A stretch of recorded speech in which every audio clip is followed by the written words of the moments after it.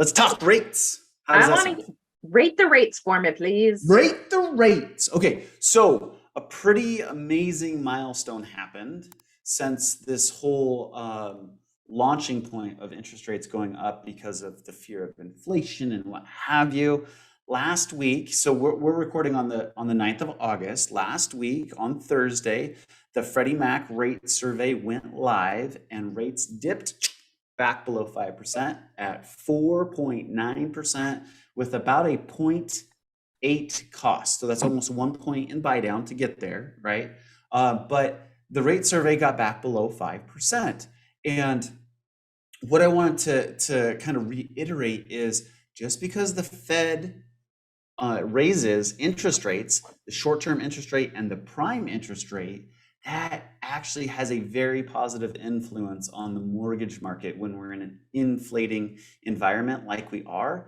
So this is a good thing. Ever since last week and the Fed came out and jacked up the short-term interest rates again, as well as the prime rate up another 3/4 of a point, things have been very good in the mortgage world. So I suspect we have a very important number coming out tomorrow. By the time this airs, it'll be history, but the inflation numbers for July are coming out tomorrow. So that will be a really good pivot point on whether or not the efforts that the Fed has been putting into curb inflation are really taking hold into the economy, or if the Fed's going to have to take some more drastic measures come September. So we'll see. Tomorrow's number will be hugely important and hugely pivotal. The meeting minutes that were leaked from the Fed's little Zoom meeting that they had last week was that the Fed's happy with where things are going, but they're very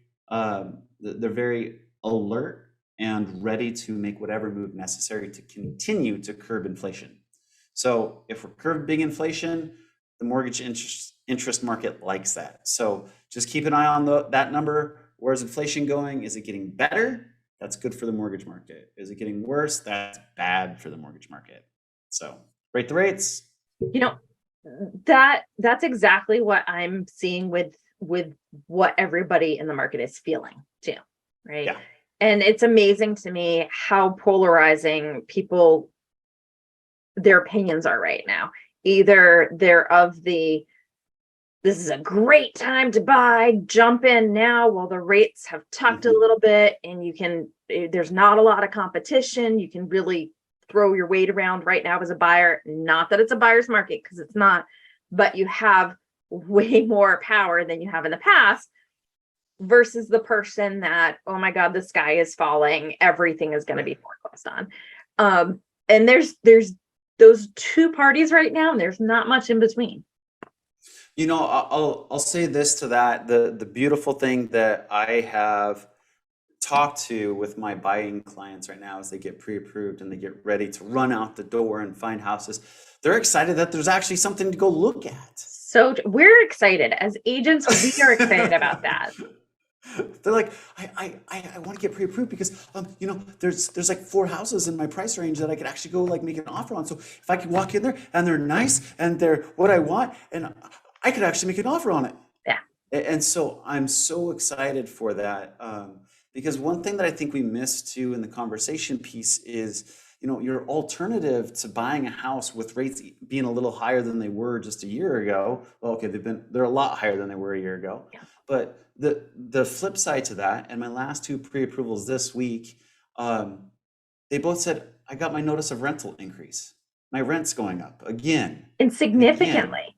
Significantly. The one was like almost $700. Yeah. And so, we got to put those 2 things together and just, there's no perfect timing in the market, right? I was having that conversation with somebody today. If you try to time the market, you will fail. Yep.